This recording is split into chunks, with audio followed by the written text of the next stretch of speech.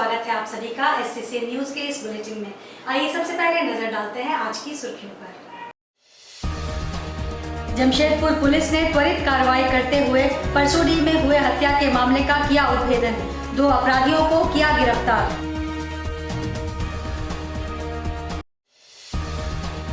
अपराध व अपराधियों पर नकेल कसने के लिए जिला प्रशासन की नई कवायद, हफ्ते में 1 या 2 दिन करेंगे पैदल पेट्रोलिंग। जमशेदपुर में भी हर्षोल्लास के साथ मनाया गया करवा चौथ का पर्व, नवविवाहितों में दिखा खासा उत्साह।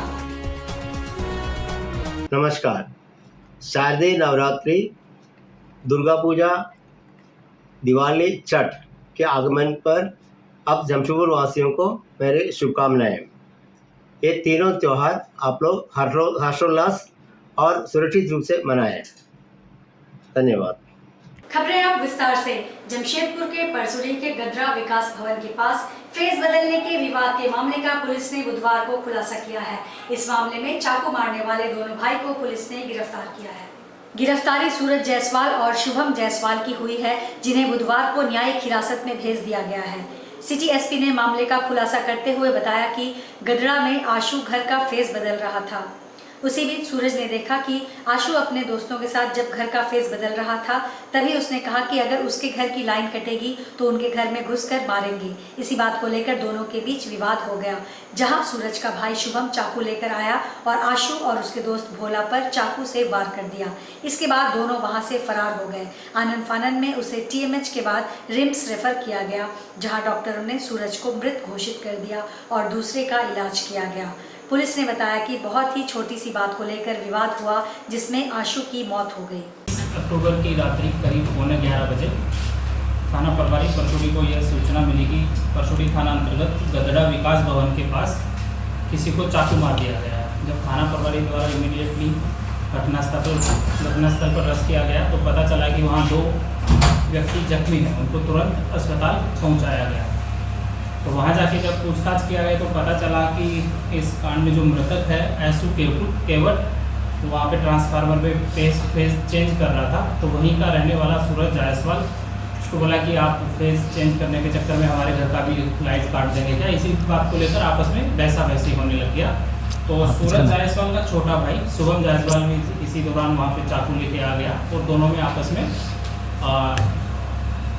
मारपीट के दौरान उसका छोटा भाई शुभम जायसवाल है, उसने ऐसु केवट की चाकू मारकर उसको जख्मी कर दिया गया। इसी बीच बचाव के क्रम में ऐसु केवट का दोस्त भोला पूर्ति में वहाँ आया, उसको भी उसने चाकू मार दिया। जब दोनों घायल को अस्पताल ले जाया गया तो वहाँ उसको सदर अस्पताल से TMH रेफर किया गया। उसमें से ऐसु केवट को रांची रिम्स रेफर किया गया और वहाँ रांची में अगले दिन सुबह उसकी मृत्यु हो गई। इस घटना में जो दोनों अभियुक्त है, प्राथमिक अभियुक्त सूरज जायसवाल और शुभम जायसवाल, दोनों को गिरफ्तार कर आज माननीय न्यायालय में अग्रसर किया। जमशेदपुर पुलिस ने अपराध पर अंकुश लगाने के लिए नई कवायद की शुरुआत की है। इसके तहत शहर के सभी थानेदार हफ्ते में 1 या 2 दिन 1 किलोमीटर के दायरे में पैदल पेट्रोलिंग करेंगे। वहीं एक दिन DSP रैंक के अधिकारी क्षेत्र में पैदल गश्त करेंगे। अपराध और अपराधियों पर नकेल कसने को लेकर जमशेदपुर पुलिस ने नई कवायद शुरू की है। इसके तहत शहर के सभी थानेदार हफ्ते में एक दिन 1 किलोमीटर के दायरे में पैदल पेट्रोलिंग करेंगे। वहीं एक दिन DSP रैंक के अधिकारी क्षेत्र में पैदल गश्त करेंगे। इसकी शुरुआत बुधवार को जिला पुलिस मुख्यालय से की गई। सिटी SP के नेतृत्व में साकची थाना क्षेत्र में पैदल गश्ती निकाली गई। सिटी SP ने बताया कि इसका मुख्य उद्देश्य गली मोहल्लों में होने वाली अड्डेबाजी पर नकेल कसना और अपराधियों को चिन्हित कर उनके खिलाफ कार्रवाई करना है। उन्होंने बताया कि जिला पुलिस की ओर से यह नई पहल है, इससे अपराधियों में डर पैदा होगा। इसे हर थाना प्रभारी को पालन करना होगा। शहर के विभिन्न थानों में अपराध की रोकथाम के लिए, महिला और लड़कियों के साथ छेड़खानी को रोकने के लिए, यातायात व्यवस्था को सुगम बनाने के लिए, अतिक्रमण की समस्या को से निजात के लिए और शहर में भौतिक रूप से पुलिस की विजिबिलिटी बढ़ाने के लिए, साथ ही आमजन में सुरक्षा का भाव पैदा करने के लिए आज इस नई व्यवस्था की शुरुआत की जा रही है। काफ़ी पुलिस में काफ़ी पुरानी चीज़ है। इसके तहत शहर के सभी थाना प्रभारियों को अपने अपने थाना क्षेत्र में एक सप्ताह में कम से कम 2 या 3 बार 1 किलोमीटर का मार्ग चिन्हित करते हुए पैदल गश्ती करना पड़ेगा। जो भी पदाधिकारी हैं थाना के और थाना का जो बल है उसके साथ पूरे देश के साथ जमशेदपुर में बुधवार को करवा चौथ का पर्व हर्षोल्लास के साथ मनाया गया। खासकर नव विवाहिताओं में व्रत को लेकर खासा उत्साह देखने को मिला। इस मौके पर महिलाओं ने निर्जला उपवास रखकर चौथ माता की कथा सुनी, चांद को देखकर अर्घ दिया और छल्ली से चांद को देखकर चौथ माता से अपने पति की लंबी आयु की कामना की। व्रत को लेकर युवतियों व महिलाओं ने अपने हाथों में मेहंदी रचाई तथा शोला श्रृंगार कर दिन भर निर्जला और निराहार रही। शाम को भगवान शिव पार्वती, गणेश, कार्तिकेय एवं चंद्र भगवान की पूजा अर्चना कर कथा सुनी तथा चंद्रमा की पूजा कर अर्घ दिया। इस मौके पर पतियों ने अपनी पत्नियों को उपहार भेंट किया।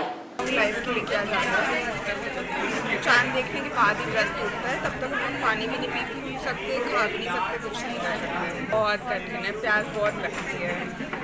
बस सुबह से पूजा की तैयारी में लग जाते हैं, फिर घर जाते हैं, ससुर के पास, सास के पास जाते हैं, फिर चांद निकलने के बाद हस्बैंड की शक्ल देख के फिर फास्ट होते हैं, हस्बैंड पिलाता है पानी। सरायकेला जिले के आदित्यपुर औद्योगिक क्षेत्र फेज 7 से सटे हथियाडीह में उद्योग स्थापना को लेकर जियाडा द्वारा खेल का मैदान उद्योग लगाने के लिए आवंटित किए जाने से उग्र ग्रामीणों द्वारा पुरजोर विरोध किया गया। हथियाडीह फुटबॉल मैदान की जमीन को जियाडा द्वारा जमुना ऑटो प्राइवेट लिमिटेड को नए उद्योग लगाने के लिए आवंटित किया गया है। बुधवार को जियाडा एवं जिला प्रशासन द्वारा उक्त जमीन की घेराबंदी और निर्माण कार्य शुरू किए जाने का वहां के स्थानीय ग्रामीणों द्वारा विरोध किया गया। निर्माण कार्य में लगे जेसीबी को रोक महिला एवं बच्चों द्वारा निर्माण कार्य नहीं होने दिया गया।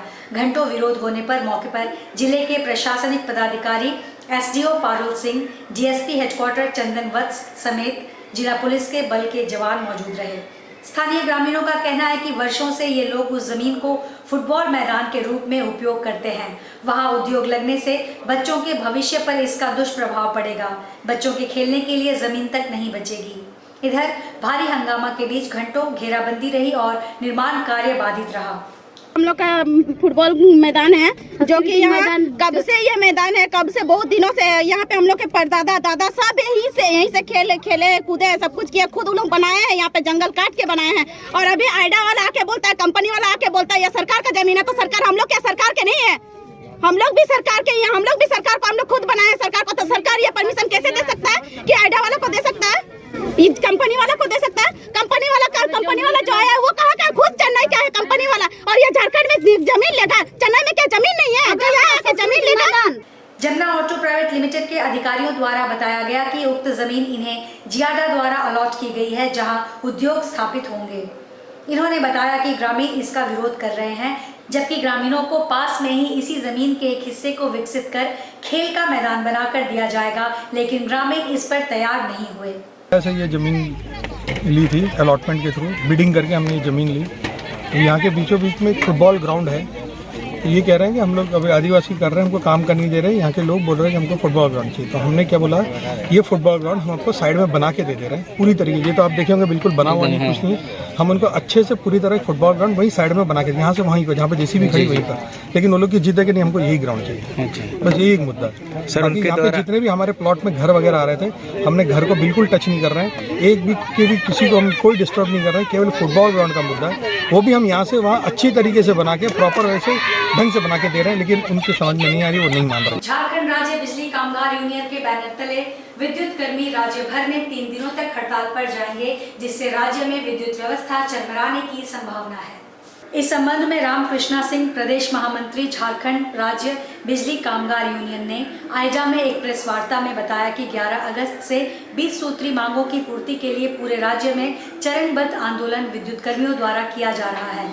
लेकिन निगम प्रबंधन के पास या तो वार्ता करने का समय नहीं है या फिर वार्ता नहीं चाहते हैं। पूरे राज्य में सैकड़ों सब स्टेशन बनाए गए, 50 गुना उपभोक्ताओं में वृद्धि हुई है। 5 लाख विद्युत उपभोक्ताओं में मात्र 5000 विद्युत कर्मी ही उपभोक्ताओं की सेवा कर रहे हैं। श्री सिंह ने बताया कि 24 घंटा ड्यूटी करने के एवज में 6% विशेष ऊर्जा भत्ता की मांग 2017 से की जा रही है। वार्ता के क्रम में बताया गया कि 300 करोड़ राजस्व से ज्यादा वसूली होने पर ही 6% ऊर्जा भत्ता दिया जाएगा। खून पसीना एक कर विद्युत कर्मियों ने 1100 करोड़ राजस्व वसूल किया, जो एक रिकॉर्ड है। इसके बावजूद 6% नहीं दिया जा रहा है।